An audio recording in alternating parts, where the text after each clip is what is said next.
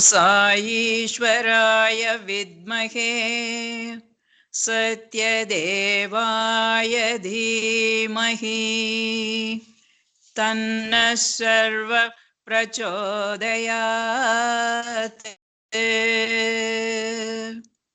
ॐ शान्ति शान्ति शान्तिः।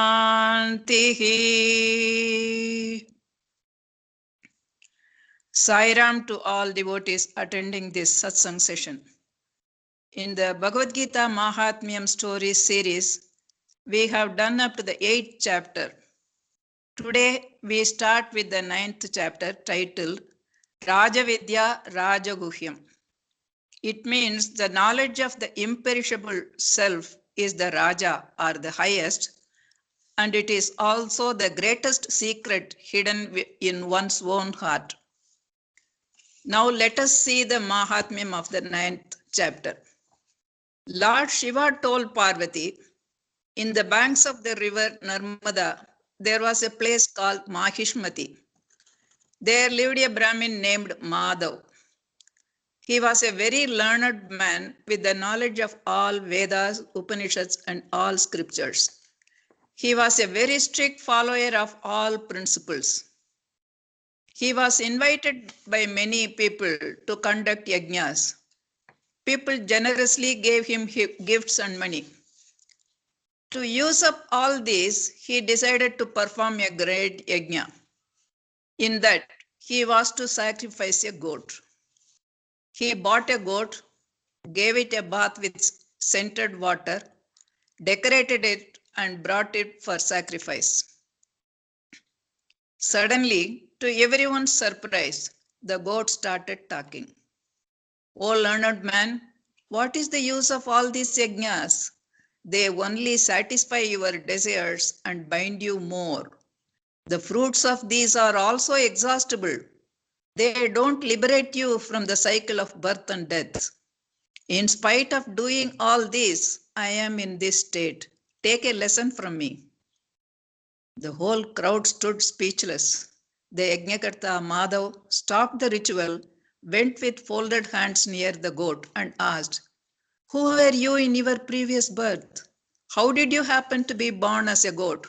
Kindly tell the details and guide me what I should do." The goat replied, "In my previous birth, I was a highly educated and respected Brahmin. I carefully performed all the rituals as told in the Vedas. I had a son who was suffering from some incurable disease. My wife worshipped Durga to get our son cured. As a part of the ritual, we had to give Balidan of a goat. So I bought a goat and took it to the Kali Mandir to perform the sacrifice. The mother goat arrived at that spot and cursed me, saying, 'You are killing my child to save yours. I curse you to be born as a goat.' Because of the curse of a mother, I was born as a goat. But by the grace of God, I am able to remember my past and repent. I am constantly praying to get relieved of this curse." In this context, let me tell you one more incident which I have come to know. In the holy city of Kurukshetra, there was a king named Chandrasharma. He belonged to Surya Vamsh and regularly worshipped the sun god. On a solar eclipse day, he organized a very elaborate puja. As per the procedure, he wanted to give a dark-complexed man termed Kal Purush to a well-learned Brahmin. Here I am slightly deviating from the topic. He was to give the Kal Purush as dhan to a learned Brahmin, it is mentioned. Normally, a well-learned person observing all austerities will not accept a dhan of this kind. Here I would like to remind you all of the rituals we do after death in the family. Dhan is given to a Brahmin called Soundi Brahmin and he is told to go away immediately without turning back. It is a pity a person who is treated like this accepts the dhan out of sheer poverty. When we do Navagraha Shanti, an iron bowl filled with till oil with a coin inside is placed near the Homakunda. All the assembled persons look into it. Then the bowl of oil is given away as dhan. The inner meaning is the Shani dosha of every person who looked into it is drawn by the oil and it is given away to a poor person who doesn't mind taking it because it serves his purpose. Coming back to the story, the king Chandrasharma gave Kal Purush to a learned Brahmin. He was not ignorant, but he was confident of overcoming the ill effects of accepting such a dhan. As soon as the Kal Purush was ritualistically given to the Brahmin, two ferocious ghosts of a Chandala, a dog eater, and his wife Chandalika came out of his body and tried to enter the body of the Brahmin. Seeing this, the whole crowd got scared and the king stood shivering with fear. But the Brahmin was not perturbed. He closed his eyes and chanted something. Suddenly, Vishnu Dutas came there and drove away the ghosts. The king regained his composure, approached the Brahmin with folded hands, and asked him, "How did you overcome this great danger? How could you remain so calm? Which god you prayed to, and what was the mantra you were chanting?" The Brahmin said, "I always meditate upon Lord Govinda and chant the 9th chapter of the Bhagavad Gita. It has saved me from many calamities. That is why I was confident and remained calm." Immediately, the king sat at his feet and learned from him the 9th chapter of the Bhagavad Gita, recited it till the end of his life, and attained moksha. After hearing these stories from the goat, the Brahmin Madhav released the goat, ended the yajna, and began reciting the 9th chapter until he got moksha. By telling this Mahatmya of the 9th chapter, the goat also got released from the curse. Thus ends the Mahatmya story of the 9th chapter. Om Tat Sat.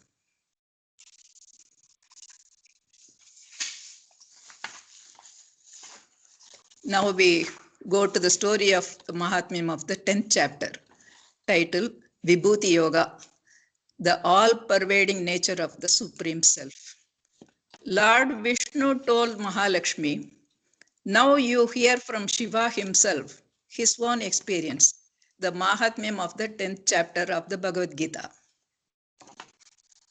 From our side, I'm adding, from this narration, we are given to understand how Lord Shiva longed for the darshan of Lord Vishnu as Shankh Chakradhari.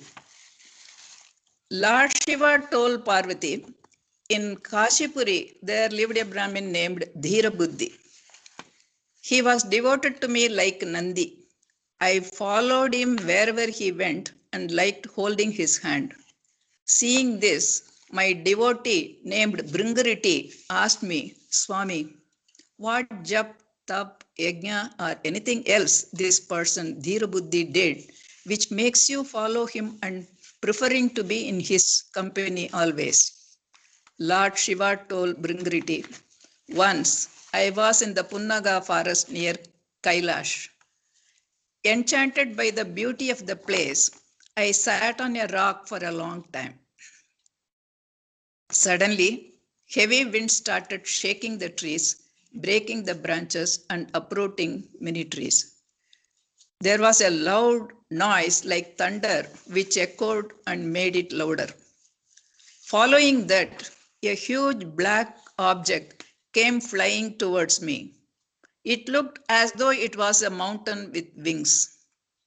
It fell at my feet, looking like a huge mountain. On closer scrutiny, I realized it was a ferocious bird, but looking like a huntsbird. It was holding a beautiful lotus. I asked the bird, "Who are you? You look like a Hamsa Pakshi, but you are dark like a crow. Where from you have come and what for?"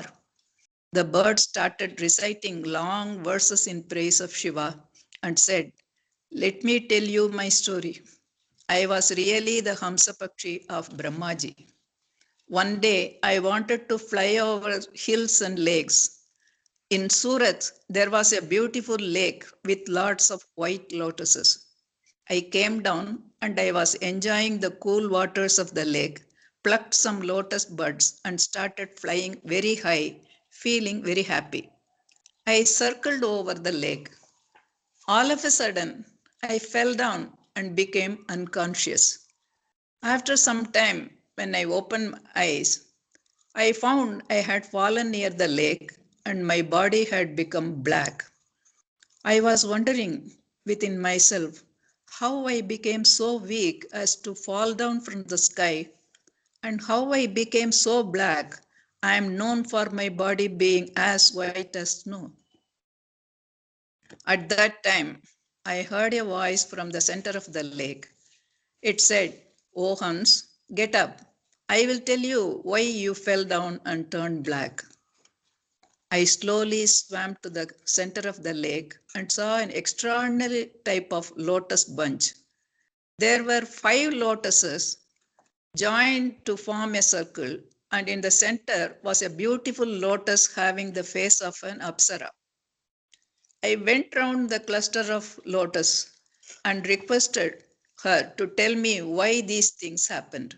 She said, "I am an apsara with great powers. Because of a curse, I have come to this state. 3 births before this, I was the daughter of a very learned Brahmin. He brought me up, teaching me all good traits a girl should possess. He stressed the importance of Atiti Seva and Pati Seva. I got married and followed all that my father had taught. I used to feed birds. One myna bird and myself grew very fond of each other. One day I was training this bird and did not notice my husband getting ready to eat. Angered by the delay, he cursed me, saying, "You will be born as a myna in your next birth." As a result, after death, I was born as a myna. Since I had spent my life doing Pati Seva sincerely, I had the fortune of growing up in a Muni's ashram. His daughter took care of me and kept me with her all the time. The Muni was reciting the 10th chapter of the Bhagavad Gita regularly. Many came to learn from him. Thus, I was listening to the 10th chapter of the Bhagavad Gita all through my life. By virtue of this, I was born as an Apsara. My name was Padmavati. One day, I was wandering in the sky and saw this beautiful lake. I came down and removed my clothes and played in the water for some time. At that time, Rishi Durvasa came to the bank of the lake. Since I was naked, I was shy and scared. I changed myself into a cluster of lotuses, 2 from my arms, 2 from my legs, and the rest of my body and face into one in the center. But the Rishi had seen me playing in water naked. He cursed me, saying, "You will remain like this for 100 years," and hurried away. Fortunately, I could remember the 10th chapter of the Bhagavad Gita, which I had heard as a Maina. I kept reciting it all these years.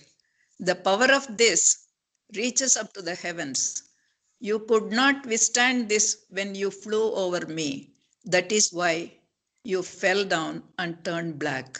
Luckily, today is the last day of my 100 years in this form. When I saw you falling down, I felt sorry for you and decided to help you. Before leaving for my heavenly abode, I shall sing the 10th chapter now. By listening to it also, you will attain mukti. So saying, she sang the 10th chapter. gave this beautiful lotus and ascended to the heavens. I have come here to offer this lotus to you. The blackened Hamsa fell at Shiva's feet and then expired. It took birth as this Brahmin, Dhir Buddhi. He still keeps reciting the 10th chapter. Because of this, he sees Lord Mahavishnu as Shankh-Chakradhari in everything around him. Even the persons whom he looks at gets that vision. He is the personification of the power of the 10th chapter. Its power is very strong. That is why I keep following him and hold his hands often. Shiva told Bringriti and Parvati, this is the greatness of the 10th chapter. Even by listening to it, one gets the benefit of following all the austerities. Om Tat Sat.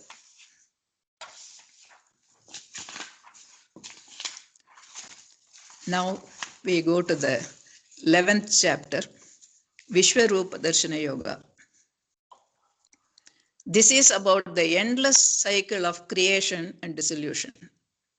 Here is the story telling the Mahatmyam of the 11th chapter.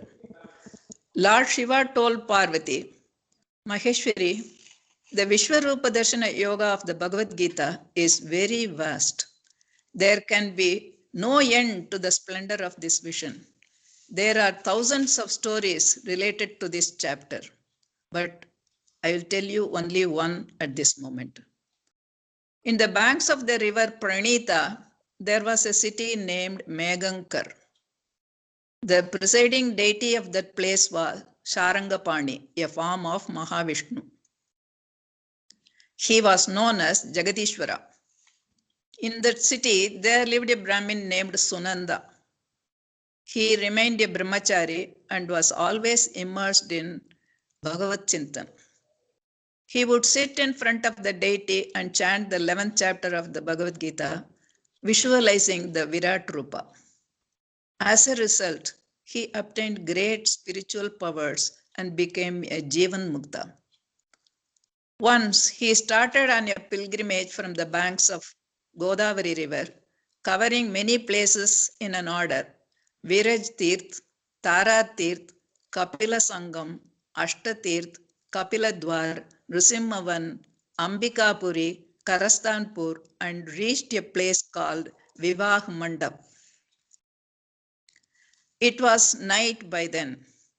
He decided to spend the night in that place. A few men had joined him in the pilgrimage. He went from door to door asking for a place to spend the night, but nobody obliged. He saw a big house and went and asked for some space. That was the house of the head of the village. He showed a big dharmshala which he had built for travelers. Sunanda and others happily went there and slept. The next morning, when Sunanda got up, the men who accompanied him were not there. He went in search of them on the streets of the village. The headman who showed him the dharmashala the previous night came running to him and fell at his feet. He said, "You must be a great tapasvi. We are fortunate to have seen you here. Please stay back in this place and bless us. I will provide you everything you need." Sunanda was moved by the request of this man and agreed to stay for some time. On the 8th day in the morning, a villager came running, crying loudly and begging Sunanda to save his son. He said his son had been eaten by a Rakshas the previous night. Sunanda was confused and asked the villager for details and the whereabouts of the Rakshas. The headman, with a guilty conscience, fell at the feet of Sunanda and said, "Let me confess to you, O Mahatma, the full details. In this village, there is a Narabhaksh Rakshas. He was coming into the village at nights and eating people indiscriminately. We all went to him and requested him to stay in a building we will build for him, and we will send him the human beings for him to eat. He agreed, and we built this dharmshala. The travelers passing this way will not know this and go and stay there. The Rakshas will eat them. Sometimes I direct the newcomers to go there. With this evil plan only, I send this Mahatma and his men there. The Rakshas ate the other men but did not harm the man. On seeing him coming out of the building alive, I understood he must be a tapasvi whom the Rakshas could not have eaten. Pardon me for committing this, son Mahatma. So he begged for forgiveness. Sunanda asked the other villager, how did your son happen to go there? The villager said, one day a group of men were looking for a place to stay. I sent them to that building. When my son came to know about it, he said his close friend was also in that group. He got upset and ran towards the building to save his friend. But by then the Rakshas had eaten them and ate my son also. I came to know about it only the next day when I went in search of my son. I asked the Rakshas, why did you eat my son? You are not supposed to harm anyone from this village. I cried, get me back my son. The Rakshas laughed and said, you go and bring that Mahatma who was chanting the 11th chapter of the Bhagavad Gita and was spared by me. If he recites this 11th chapter 7 times here, your son will come back alive and I also will get relieved of this Rakshas body. Hey Mahatma, kindly come with me to that building and chant the 11th chapter of the Bhagavad Gita 7 times. Sunanda asked the headman, how did this Rakshas come to live in this village? He must have been a resident of this place. Tell me the details. The headman said, there was a farmer in this village who was a very soft-natured person. Once he was guarding his farm and spent the night there. In the morning, when he was preparing to go home, he saw a big vulture attacking a man who was walking on the side road. I stood stupefied. At that time, a sadhu came running to save that man, but by then the vulture had killed him. He looked at him angrily and said, one who sees others in danger from thieves, snakes, fire, attack by weapons, etc., does not go to his help even though he is capable of doing, is punished by Yamaraja. After suffering in the hell, he will be born as a wolf, ferocious animal, or Rakshas. The one who saves a helpless person or a cow will please Lord Vishnu and is taken to the heaven. You saw that man being attacked and still made no attempt to go to his rescue. I curse you to take birth as a Rakshas. The farmer fell at his feet and begged, O Mahatma, I was guarding the field throughout the night and was very tired. I was not in a condition to react. Please pardon me. Save me from this curse. The sadhu said, when a person who recites 11th chapter of the Bhagavad Gita daily, chants it 7 times and sprinkles water on your head, you will be relieved of this curse. Sunanda was moved by the plight of the villagers. He went to the Dharmshala and met the Rakshas, chanted the 11th chapter as told, and sprinkled water on his head. Immediately, the Rakshas form changed to that resembling Mahavishnu with 4 arms having Shankh, Chakra and Gada. All others whom he had eaten also took the form of Lord Vishnu. A Pushpak Vimana came to take them all. The villagers were eagerly looking for his son in that gathering. He asked the Rakshas to show him who his son was. The Rakshas laughed and showed him a beautifully dressed Vishnu like form and said, "This is your son." He went to him and requested him to come home with him. He smiled and said, he didn't even address him as father. "Oh, great man, we have been born as son, father, and so on for several births. There appeared to be no end to this. Now, with the grace of Mahatma Sunanda, I have come out of the cycle of birth and death and going back to my real home, Vaikunta. By eating me, the Rakshasa also has given me mukti. You also learn the 11th chapter from Mahatma Sunanda and proceed to Vaikunta." They all left for the Vaikunta. The headman of the village and all others sat around Sunanda and learned the 11th chapter and in the course of time attained mukti. Lord Shiva concluded his narration of the Mahatmya of the 11th chapter with this. Here, I would like to give some extra information, just one more minute.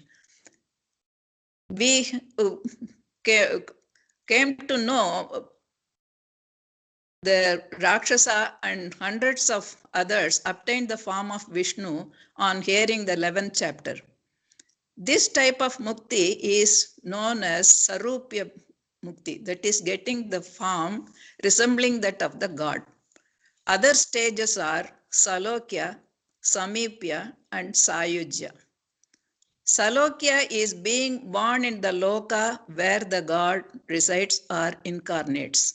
We all had the fortune of living in the loka where Bhagavan Sai Ram took avatar. Samipya, more fortunate ones could go near and move closely with the avatar. Sarupya, who get their form changed to look similar to the avatar. Sayujya, the merging of the devotee with the Lord. So with this, we come to the end of this session. Hope you all of you it's time. Om Shanti, Shanti, Shanti. Sai Ram to all.